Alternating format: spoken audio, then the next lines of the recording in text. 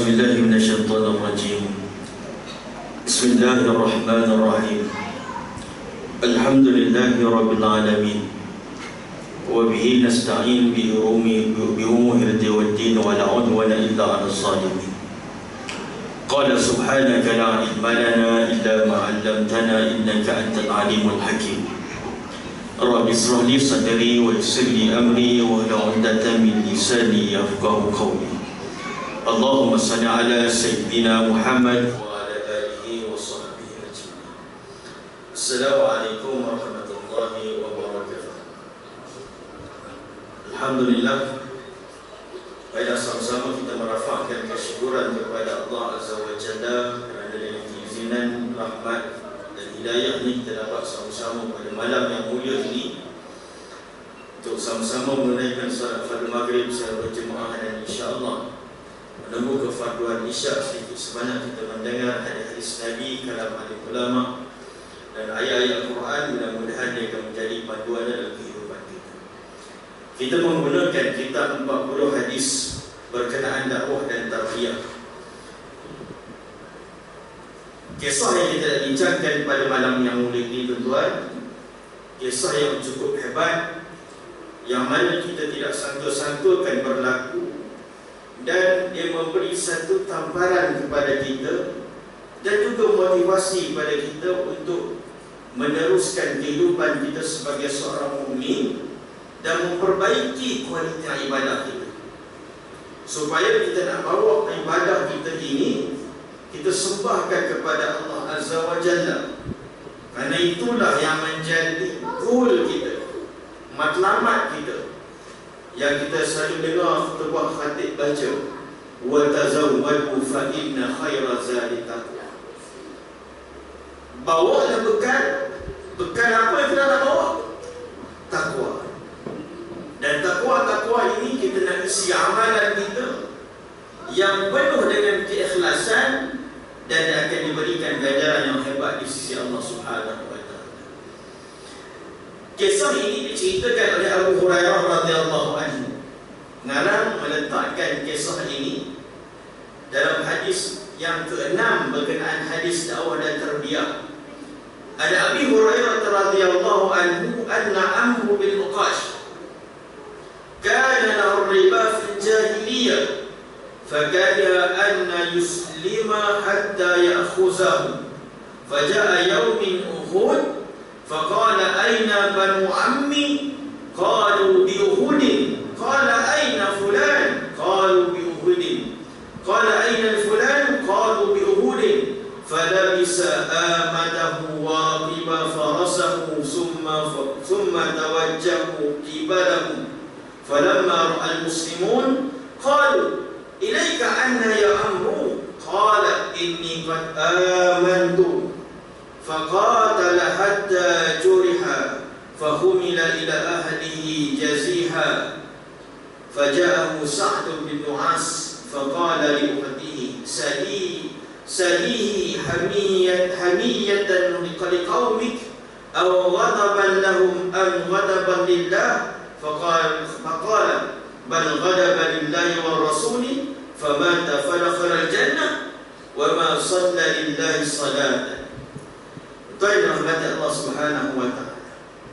Hari ini ceritakan oleh Abu Hurairah radhiyallahu anhu daripada sesungguhnya Nabi cerita anna Amr bin Uqash. Kisah ni cerita tentang seorang sahabat nama dia Amr bin Uqash. Amr bin Uqash. Apa sifat Amr bin Uqash ni? Dia kerja dia seorang peniaga. Yang ada di tempat lagi kan adalah riba fil jahiliyah. Amr bin Uqash ni hidup dia dekat Mekah dahulu, di Madinah dahulu.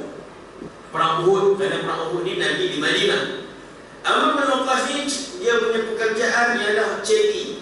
Kana lahu riba fil jahiliyah, orang yang memberi pinjaman riba pada zaman jahiliyah. Pinjam riba, pinjam RM100, cukup bulan minta RM120. Itu riba. Dan riba ini diharamkan dalam Islam. Diharamkan dalam Islam. Sebab tu kita sebagai seorang Muslim, pastikan duit yang kita terima Allah akan tanya nanti. dapat dan ke mana kita laporkan. Harta dua perkara Nabi Allah tanya di akhirat nanti. Yang pertama, dekat mana kita dapat? Soalnya daripada sumber yang halal ataupun haram. Yang kedua, ke mana kita laporkan? Ke mana kita laporkan harta kita? Ini alhamdulillah, negara kita memberi pilihan kepada seluruh orang Islam untuk memilih perbankan Islam. Pada masa yang sama ada juga perbankan konvensional. KWSP pun ada, dah dibuat, dah desakan dan didesakan, dah ada dah. Divide kan, dah diasingkan. Keuangan kita, orang Islam boleh pilih keuangan syariah. Tapi hari ini masih ramai lagi yang belum menukarkan keuangan mereka daripada konvensional kepada syariah. Begitu juga perbankan, masih ramai lagi yang menggunakan perbankan konvensional. Duit keuntungan daripada perbankan konvensional yang kita masuk, duit tersebut adalah duit riba. Keuntungan tersebut, duit apalah keuntungan tersebut. Jadi pastikan duit kita simpan di bank yang ada disebutkan perbankan Islamik syariah. Baik, soal mahal dan sebagainya kita kena faham. Bank ni tuan-tuan, dia berniaga. Berniaga, bank ni berniaga. Pembiayaan dia biaya. Kalau tengok akad tu, kita beli rumah dengan bank. Rumah tu harga RM50,000, kita jual balik pada bank. Bank jual balik pada kita dengan harga 10 tahun akan datang, dengan harga 30 tahun akan datang. Kita dapat muamalah. Baik, wassalam. Baik, dah faham. Baik, jadi pekerjaan Amr bin Uqash ini ialah orang yang menjalankan perniagaan secara riba, meminjamkan duit kepada orang-orang di Madinah ketika itu. Fakariya anna yuslima hatta yakhuzahu, dia kata aku tak nak masuk Islam sehingga mana aku dapat kutip duit riba. Orang yang pinjam dengan dia akan ambil dulu keuntungan baru nak masuk Islam. Ini syarat dia kata. Dia nak masuk Islam sehingga mana dia menyelesaikan, mengutipkan semua hasil riba. Tetapi dalam peperangan Uhud, faja'a yawmun Uhud faqalu aina al-banu ammi. Dalam peperangan Uhud, Amr bin Uqash tanya, mana anak saudara aku? Maka sahabat-sahabat lain dia pergi ke medan Uhud. Mana kawan-kawan aku? Aina fulan? Faqala li Uhudin, kawan kamu Amr pergi ke medan Uhud. Aina fulan, mana kawan aku sebelah ni? Faqalu bi Uhudin, mereka pergi ke perang Uhud. Semua orang sekeliling telah memeluk Islam dan turun ke medan Uhud. Maka ketika itu Amr bin Uqash dia balik rumah, dia ambil baju perang dia ambil kuda dia, kemudian meluru ke medan Uhud. Sampai ke medan Uhud, tuan-tuan, tentera muslimin tanya kepada Amr bin Uqash, kamu buat apa ni Amr? Kamu baliklah. Ini urusan di antara orang Islam dan juga tentera kafir Quraisy di Mekah sana, dalam medan Uhud. Kata Amr, qalu inni qad amantu, aku dah beriman, aku telah masuk Islam. Maka ketika itu Amr bin Uqash berperang sehingga luka, kemudian baliklah ke medan Uhud dalam keadaan luka yang parah. Seorang sahabat Nabi bernama Sa'ad bin Mu'az datang menziarahi Amr bin Uqash. Datang ziarah. Dia tanya kepada anak perempuan dia, kenapa bapak kamu ni? Adakah dia masuk berperang ke medan Uhud? Adakah dia berjihad ke medan Uhud disebabkan anak saudara dia, kaum kerabat dia turun ke medan Uhud? Ataupun dia marah kerana kawan-kawan dia turun ke medan Uhud? Ataupun dia betul-betul berjuang pada jalan Allah kerana Allah dan Rasulnya? Amr bin Uqash dengar perbualan di antara Sa'ad bin Mu'az. Ketika itu lalu Amr berkata, qalu bal ghadaba lillahi wa rasuli, sesungguhnya aku berjuang kerana Allah dan Rasul. Famata, selepas itu Amr bin Uqash tadi mati. Kerana luka parah yang berlaku pada badan dia. Famata fadakhala al-jannah, apa kata Nabi? Dia mati. Fadakhala al-jannah, dia masuk syurga. Yang menarik itu tuan, Nabi sebut, wa ma shalla lillahi salatan. Sahabat ni dia tidak pernah salat pun dekat dunia walaupun satu rakaat salat. Tapi Tapi Nabi sebut famata fadakhala al-jannah. Dia mati dan dia masuk syurga. Wa ma shalla lillahi salatan, yang dia tak pernah salat pun walaupun satu rakaat. Subhanallah, tuan. Amalan yang sedikit tetapi Allah Subhanahu wa taala membayar dia dengan syurga. Hidup di dalam keadaan Islam tak lama pun. Apa rahsia yang menyebabkan dia ini dipilih oleh Allah Subhanahu wa taala untuk mendiami menikmati syurga Allah Subhanahu wa taala? Walaupun hidup dia tidak pernah menunaikan solat walaupun satu rakaat, tapi Allah pilih dia sebagai orang yang layak menikmati nikmat yang syurga. Subhanallah, tuan yang dirahmati Allah Subhanahu wa taala. Hadis ini mengingatkan kita tentang satu rahsia amalan tersebut, sehingga mana Allah Subhanahu wa taala mengangkat amalan yang kecil, melayakkan seseorang itu menikmati syurga Allah dengan syarat amalan tersebut ada nilai yang disebutkan nilai ikhlas kepada Allah Subhanahu wa taala. Mengingatkan kita tentang keutamaan ikhlas. Mereka yang ikhlas menunaikan satu amalan akan diberikan ganjaran yang tinggi walaupun amalan itu sedikit. Perhatikan keistimewaan Sayyidina Amr bin Uqash. Walaupun tidak pernah menunaikan salat walaupun satu rakaat, disebabkan kerana keikhlasannya dalam menunaikan satu amalan, Allah Subhanahu wa taala menganugerahkan buatnya ganjaran syurga. Subhanallah. Tuan-tuan, pada masa yang sama kita renung kehidupan kita. 40 tahun, 50 tahun, 70 tahun kita menunaikan salat kepada Allah, kita berpuasa kepada Allah, kita bersedekah kepada Allah.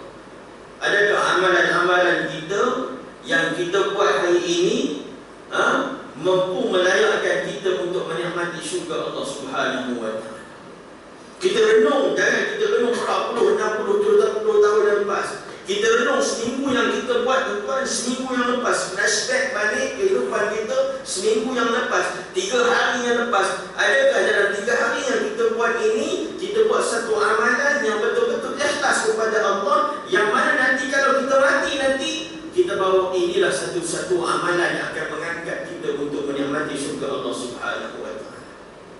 Ataupun kita melakukan satu amalan hanya sekadar untuk melepaskan tanggungjawab kita kepada Allah Subhanahu wa taala. Al-Imam Nawawi rahimahullah taala ketika mana mensyarahkan hadis yang cukup popular yang kita baca, di antara yang disebut innamal a'malu binniyat, kata Imam Nawawi rahimahullah taala, orang yang melakukan amalan kepada Allah ni ada 3 jenis makam. 3 jenis. Yang pertama, orang yang menunjukkan amalan kerana takut kepada Allah. Ini yang dikatakan sebagai amalan ibadat hamba. Dia buat satu amalan kerana takut kepada Allah. Golongan yang kedua ialah orang yang melaksanakan satu amalan kerana ingin mendapatkan syurga, untuk mendapatkan pahala. Ini disebutkan ibadah ataupun amalan ahli saudagar, orang yang menandu. Dia buat satu perkara, dia nak dapatkan pahala, dia nak dapatkan syurga. Adakah salah? Tak salah. Dan inilah yang disebutkan oleh Nabi sallallahu alaihi wasallam untuk membangkitkan semangat para sahabat untuk berdakwah, untuk turun berjihad pada jalan Allah Subhanahu wa taala. Allah Subhanahu wa taala memberikan ganjaran yang besar. Nabi sallallahu alaihi wasallam menceritakan tentang pahala yang besar, ganjaran yang besar, sehingga menaikkan semangat para sahabat untuk turun berjuang pada jalan Allah. Dalam satu peperangan, tuan-tuan, ketika mana salah seorang sahabat Nabi tengah makan kurma, ketika itu Nabi ceritakan bahawa para bidadari sedang menunggu orang-orang yang akan gugur syahid di medan perang. Apa yang berlaku orang makan kurma ni, sahabat ni, dia tengok kurma dia. Kalau aku habiskan separuh lagi kurma, maka lambatlah aku masuk syurga. Dia lempar kurma dia, tuan, dia bergerak maju untuk berjuang pada jalan Allah, dan dia gugur syahid pada jalan Allah. Motivasi yang Nabi bangkitkan pada mereka ini membangkitkan semangat untuk melakukan amalan kepada Allah. Jadi tidak salah kita beribadat kerana untuk dapatkan pahala, untuk dapatkan syurga. Kerana inilah yang Allah Subhanahu wa taala janjikan.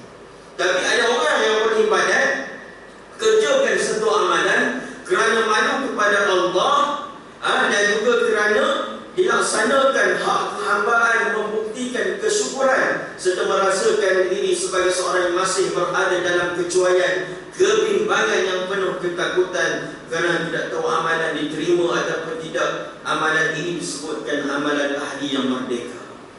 Ada pun orang yang telah melatih diri, dia mujahadah diri dan Tuhan, dia beribadah, dia tidak mengharapkan syurga, dia tidak mengharapkan ganjaran pahala, tapi dia beribadah kepada Allah kerana sifat kehambaan dia rasa bersyukur. Allah Akbar, Tuhan beri banyak nikmat kepada aku ni, kata setengah orang, aku ni sakitnya tidak, dapat keluarga yang bahagia, dapat jiran-jiran yang baik, semua kehidupan dia berjalan dengan baik. Maka datang dalam hati dia, Allahu Akbar, betapa besar nikmat Allah Subhanahu wa taala, maka dia malu beribadah kepada Allah. Dia mempertingkatkan amal ibadah dia kepada Allah. Ini ada orang-orang yang Allah kurniakan nikmat dia cukup besar, nikmat yang cukup besar dalam kehidupan dia, sehingga mana dia merasa syukur atas nikmat Allah Subhanahu wa taala, dia beribadah kepada Allah Subhanahu wa taala. Inilah yang Nabi gambarkan apabila Sayyidatina Aisyah radhiyallahu anha bertanya kepada baginda Nabi, wahai Rasulullah, kenapa kau menaikkan ibadah kepada Allah, bangun qiyamul lail dan sebagainya, sedangkan kamu ini diampunkan dosa oleh Allah Subhanahu wa taala? Afal akuna 'abdan syakura, kata Nabi, apakah aku ni tak boleh menjadi hamba-hamba yang bersyukur? Subhanallah. Sampai rasa syukur kepada Allah, kita lakukan ibadah kepada Allah betul-betul ikhlas kerana Allah Subhanahu wa taala. Besarnya amalan ikhlas ini membawa kepada satu amalan disebutkan membawa kita untuk mendapatkan syurga Allah Subhanahu wa taala. Banyak cerita-cerita motivasi yang diceritakan oleh Nabi sallallahu alaihi wasallam, yang mana orang yang ikhlas ini Allah Subhanahu wa taala akan berikan ganjaran yang besar. Kita dengar cerita tentang seorang pelacur, seorang pelacur yang memberikan air kepada seekor anjing. Yang pertama, perempuan ini perempuan kotor, kita disebut, yang memberi makan, yang memberi minum kepada seekor binatang yang disebutkan najis mughallazah. Menggunakan, dia beri minum menggunakan apa? Menggunakan kasut dia, menggunakan kasut tempat yang kotor. Tetapi apa yang ada pada perempuan ini ialah hati yang bersih, hati yang ikhlas. Dan Allah Subhanahu wa taala mengampunkan perempuan ini kerana apa? Keikhlasan yang membantu seekor anjing yang kehausan dia bukit. Amalan ikhlas mengubah kehidupan seseorang. Amalan ikhlas mengangkat darjat seseorang daripada seorang yang hina kepada seorang yang Allah Subhanahu wa taala berikan kemuliaan pada dia. Kerana itu penting untuk kita memastikan amalan kita betul-betul diiringkan dengan keikhlasan kepada Allah Subhanahu wa taala. Kenapa? Kebimbangan kita kepada hadis Nabi yang ada disebut, rubba sha'imin laysa lahu khaddin fi sawmi illa al-ju' wal 'atash, wa rubba qa'imin laysa lahu khaddin fi qiyamih illa sahar wal nasab. Alangkah ruginya orang yang berpuasa, yang tidak mendapat apa-apa daripada puasa, dia kata Nabi, melainkan apa? Ila al-ju' wal 'atash, melainkan lapar dan dahaga. Wa rubba qa'imin, maka alangkah ruginya pada orang yang bangun qiyamul lail pada waktu malam. Orang yang tak bangun lagi, orang lena dan tidur, dia bangun menunaikan ibadah kepada Allah, tapi Nabi sebut alangkah ruginya orang yang bangun qiyamul lail tidak dapat apa-apa dalam qiyamul lailnya, melainkan dalam keadaan letih semata-mata. Kerana apa?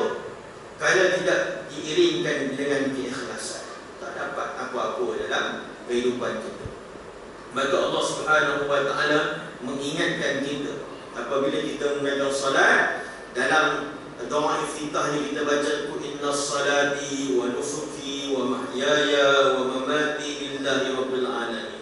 Katakanlah salatku, kehidupanku, ibadahku, hidup dan matiku semata-mata kerana Allah Subhanahu wa taala. Para ulama meletakkan beberapa ciri, di antaranya 8 ciri untuk mendapatkan yang disebutkan faktor-faktor yang mendorong timbulnya keikhlasan dalam ibadah. Kita nak latih ni, bagaimana nak dapatkan ibadah yang berkualiti, mendapatkan ibadah yang ada nilai ikhlas. Para ulama meletakkan 8 faktor. Yang pertama, kata ulama, untuk kita sentiasa berdoa kepada Allah Subhanahu wa taala, minta kepada Allah Subhanahu wa taala supaya memperbaiki kualiti ibadah kita. Sebab tu Nabi sallallahu alaihi wasallam berpesan kepada Sayyidina Muaz, "Ya Muaz, ini uhibbuka." Nabi pesan pada Muaz, "Wahai Muaz, aku cintakan kamu." Nah, di antara tanda kecintaan Nabi pada Sayyidina Muaz, Nabi berpesan, "Usika ya Muaz, aku berwasiat kepada kamu, antara jangan kamu meninggalkan salat sehingga mana kamu berdoa dengan satu doa, Allahumma inni ala zikrika wa syukrika wa husna ibadati." Doa yang pendek, tapi kata Nabi SAW, jangan kamu tinggalkan dalam setiap kali lepas salat, jangan untuk kamu berdoa kepada Allah, Allahumma inna ala zikrika wa syukrika wa husni ibadati. Ya Allah, kurniakan kepada kami untuk sentiasa mengingati kami. Kita minta, ya Allah, ingatkan aku untuk aku sentiasa berzikir kepadamu, ya Allah. Zikir dengan lidah, zikir dengan hati. Zikir dengan lidah kita sebut subhanallah, subhanallah, subhanallah, alhamdulillah, alhamdulillah, alhamdulillah, Allahu akbar, Allahu akbar, Allahu akbar. Zikir dengan lidah. Zikir dengan hati, kita tengok nikmat Allah, kita sebut Allah akbar, subhanallah, besar nikmat Allah.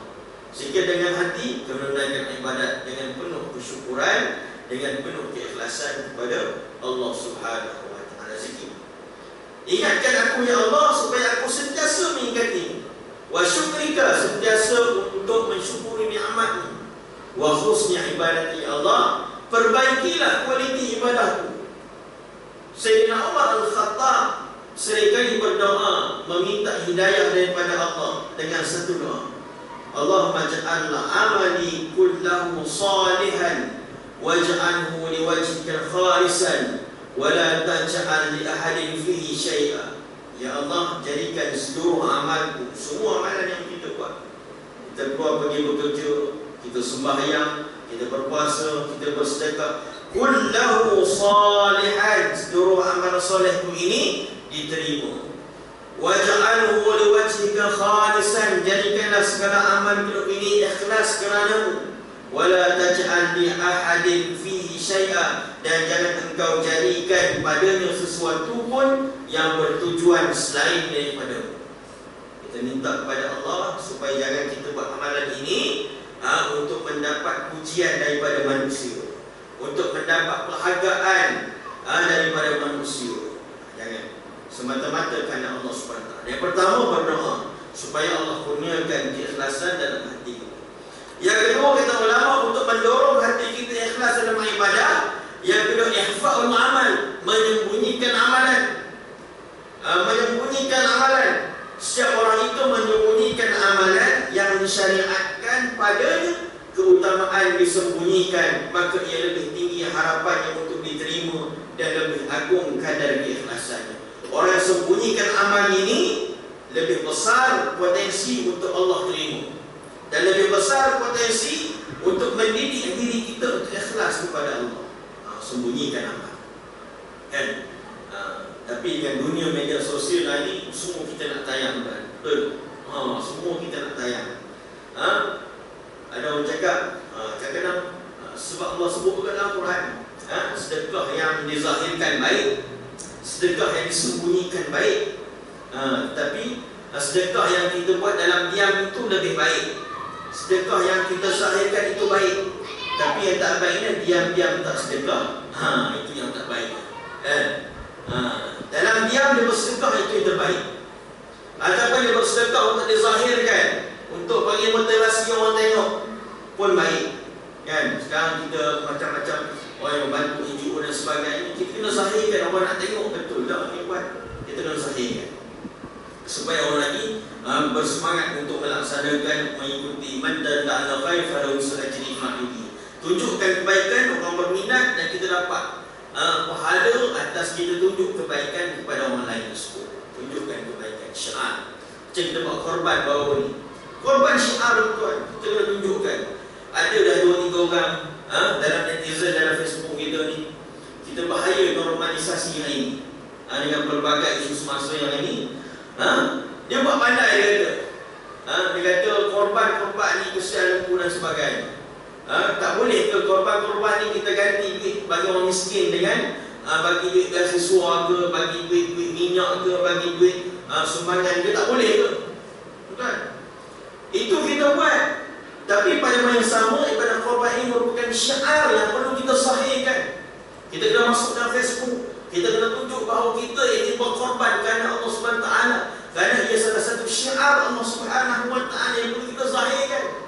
Nak tunjukkan bahawa inilah kekuatan umat Islam, inilah tanggungjawab umat Islam membantu orang-orang yang ada. Sebab itu korban ini diberikan pada 3 bahagian: kepada diri sendiri, kepada orang miskin, dan juga ahli keluarga ataupun jiran-jiran.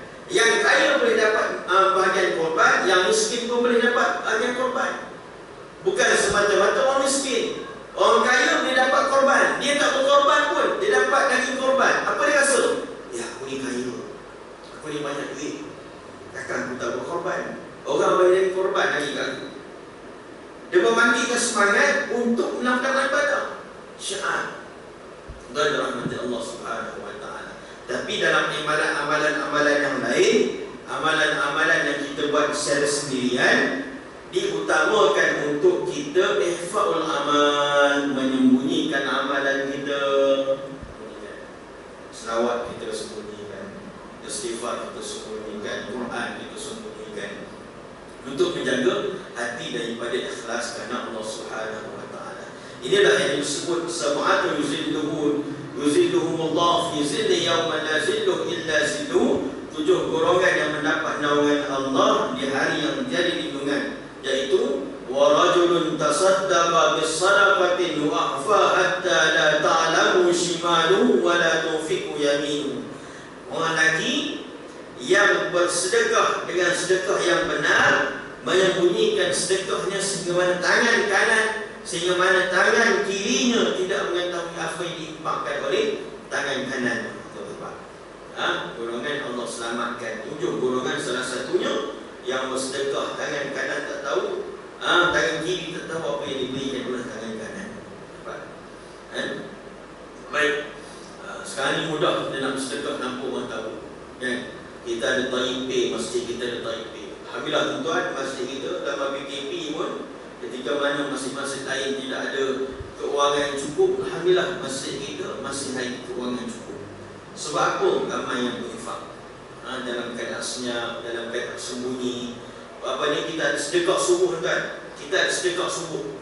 Sedekah subuh kita memang ada regular. Orang yang bersedekah sehari sedekah subuh. Kita ada infak Jumaat, yang setiap Jumaat infakkan RM5, RM10, tak kira berapa pun. Ada orang yang setiap hari diinfak kepada tabung masjid. Walaupun kadang-kadang dia tak datang untuk zahir, ambil pegang tangan masuk duit tak. Online sekarang. Sekali kita tengah lancarkan infak untuk van jenazah kita. Baru RM30,000 kan. Van jenazah RM130,000. Jadi sama-sama kita pluskan WhatsApp blaster kita supaya ramai lagi dapat menikmati perjalanan terakhir kita. Nak selesa. Taklah susah dekat dunia. Mati pun naik kereta, mati tengah jalan. Kita nak bagi harga selesaan kan. Dapat dekat dunia tak dapat kita sedap, paling kurang mati dapat naik Velfire okey lah. Dapat naik highest okey lah. Kat dunia ada selesa sikit nak mati tu kan, selesa sikit nak mati kan. Kita infakkan tuan-tuan, mudah-mudahan kita dapat keberkatan infak kita diberikan ganjaran yang besar oleh Allah Subhanahu wa taala. Sembunyikan amal.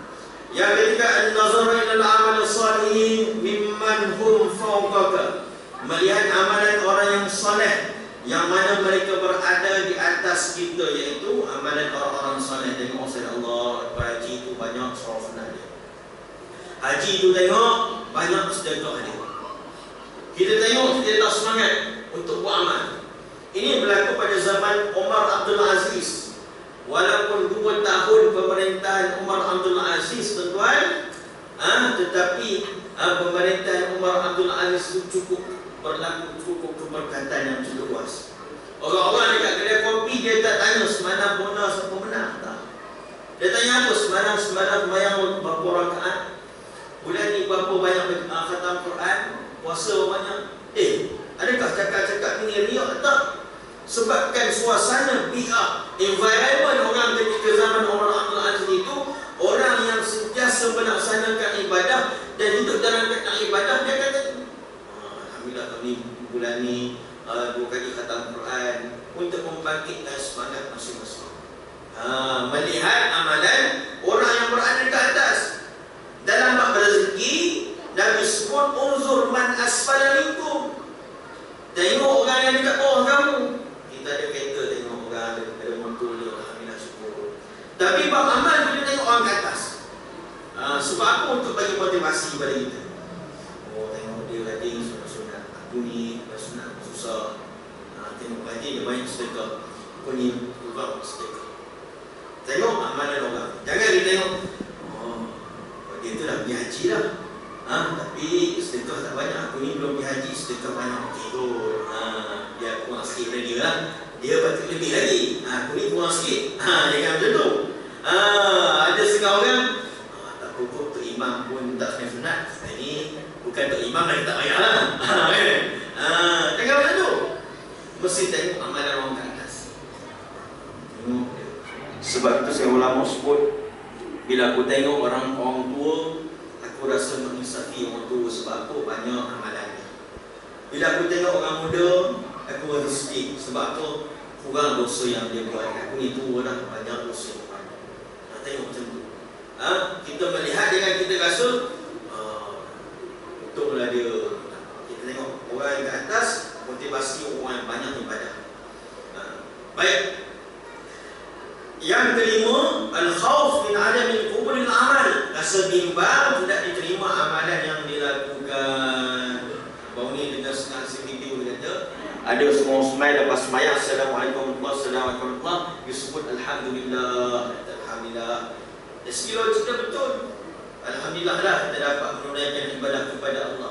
Tetapi sunnahnya ialah orang-orang saleh apabila menunaikan ibadah, datang pada dia bukan sebab syukur. Datang pada perasaan dia ialah khauf min adamil qubulil amal. Dia rasa Allahu Akbar, amalan aku ni diterima tak diterima. Sebab tu kita dianjurkan solat sunat, kan, untuk menampung kecuaian dan kelalaian kita dalam solat fardu. Kalau solat Jumaat tu kan, kita betulkan juga. Solat Jumaat di antara sunnah terbesar sebelum solat Jumaat ataupun lepas solat Jumaat. Betul.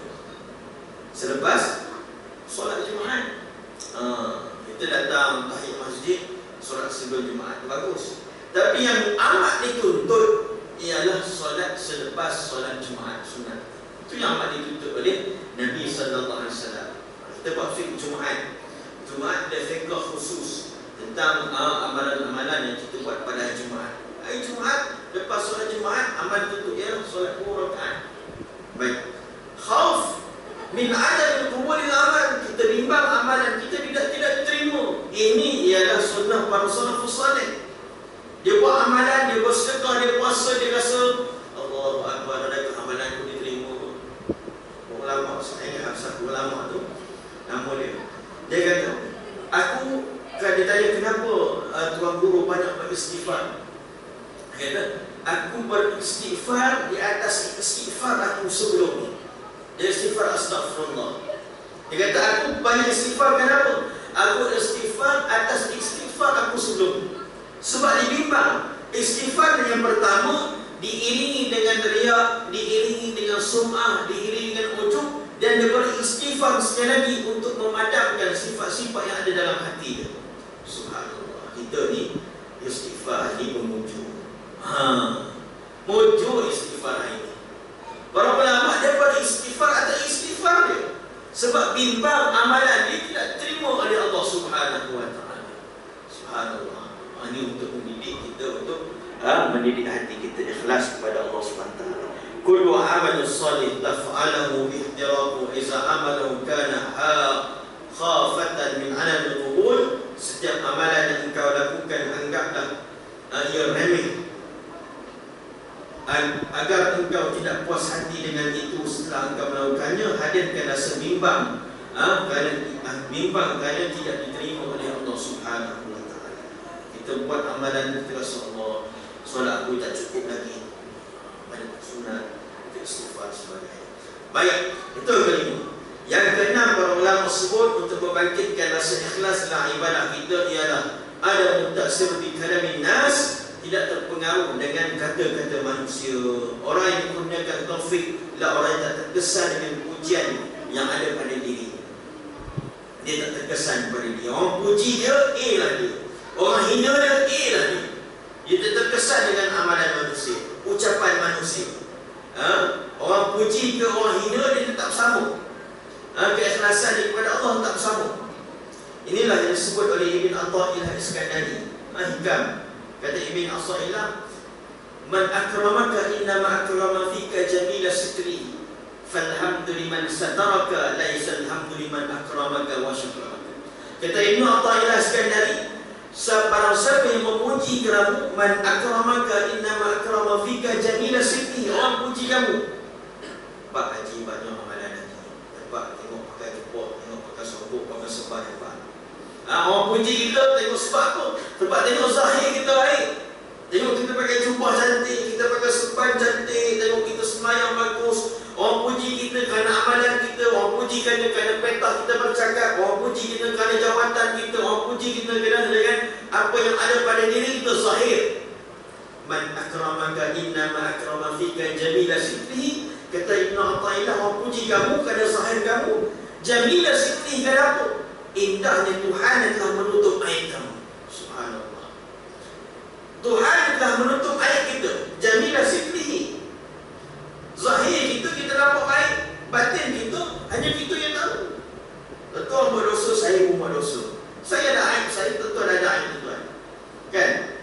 Apabila kita buat amalan, perbuatan orang puji kita rasa bangga. Jangan kita mudah terpedaya dengan kalam nas. Sebab apa? Hanya kita yang tahu batin kita, aib kita. Jamilah sitrihi, kerana Allah ini baik menutup aib kita. Falhamdu liman sataraka, maka kamu lebih layak memuji Tuhan yang menutup aib kamu. Man akramaka innama akrama fika jamila sitri, falhamdu liman sataraka laisa alhamdu liman akramaka wa syakaraka. Maka selayaknya kamu memanjatkan pujian, memanjatkan syukur kepada Tuhan sataraka yang telah menutup aib kamu. Laisa alhamdu liman akramaka wa syakaraka. Bukanlah pada orang yang telah memuji kamu kerana zahir kamu, tetapi bijaknya Tuhan telah menutup aib kita. Subhanallah. Macam ulama sebut, munculnya dosa yang kita buat ni tak berbau. Kalau bau dah dosa, bau tu imam ni, apa dosa dia buat. Kita bau tu imam je, bau kita tak bau. Ulama sebut muncullah dosa ni tak berbau. Kalau berbau, tak ada orang nak dekat dengan kita. Tak ada orang nak dekat dengan kita. Macam ulama sebut, ada mutaksir kalamin nas, untuk menjaga keikhlasan hati ialah kita tidak terpengaruh dengan kata-kata manusia. Kita kalau orang benci, kita sentak. Tapi bila orang puji, kita bangga. Jangan kita tidak terpedaya dengan kalamin nas. Yang ketujuh, menerapkan pandangan bahawa setiap insan ini istihabu anna nas la yamlikul jannah wala nar. Kita menetapkan dalam hati kita bahawa kita ni tidak memiliki syurga dan juga tidak memiliki neraka. Kita ni tidak memiliki. Kita hanyalah hamba Allah yang Allah Subhanahu wa ta'ala kurniakan syurga atas rahmat Allah Subhanahu wa ta'ala. Atas rahmat Allah. Atas rahmat Allah. Bila kita harapkan rahmat Allah, maka kita akan lakukan satu amalan betul-betul ikhlas kerana Allah, semata-mata untuk mendapatkan keredaan Allah Subhanahu wa ta'ala. Dan yang ke-8, perkataan ulama, untuk melatih diri kita membangkitkan rasa ikhlas kepada Allah. Tasburu annaka fi qabri bimufarriduka. Ingatlah bahawa kamu berada dalam alam kubur dalam keadaan bimufarriduka, dalam keadaan sendirian. jiwa itu akan sampai pada keikhlasan dengan mengingati bahawa hakikat perjalanan kehidupan ini. Kita ingat akhir nanti hidup kita ni dalam kubur seorang-seorang. Yang kita nak dengar pujian orang yang kita puji tu takkan bersama dengan kita. Yang kita nak orang cek kita, angkat kita, orang yang angkat kita, merancak kita tu dekat dalam kubur ni tak ada dengan kita. Masa tu kita sendiri. Itulah kita tidak perlu memandang apa yang disebutkan oleh manusia, tetapi memfokuskan amalan kita semata-mata kerana Allah Subhanahu wa ta'ala. Kejujuran mengharapkan untuk bertemu dengan Allah merupakan sifat yang paling bermanfaat dan paling kuat membantu mencapai istiqamah, kerana sesiapa yang menyediakan persiapan bertemu dengan Allah, hatinya akan terputus pergantungan kepada dunia dan isi dan isinya dan tuntutannya.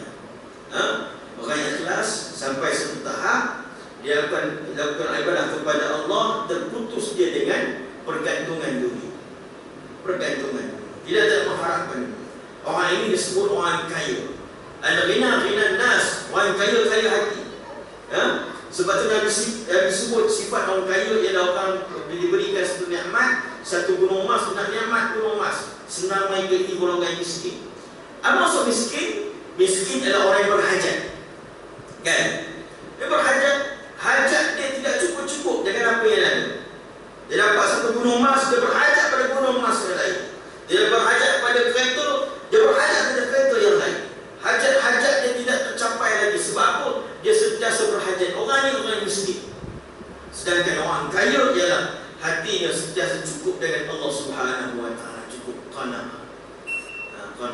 Tuan rahmat Allah Subhanahu wa ta'ala. Baiklah, sama-sama kita menjadikan keikhlasan sebagai salah satu suntikan dalam amalan kita, dan mudah-mudahan Allah jadikan amalan tersebut diterima dan mendapat keridaan Allah Subhanahu wa ta'ala. Wabillahi taufiq wal hidayah. Assalamualaikum warahmatullahi wabarakatuh.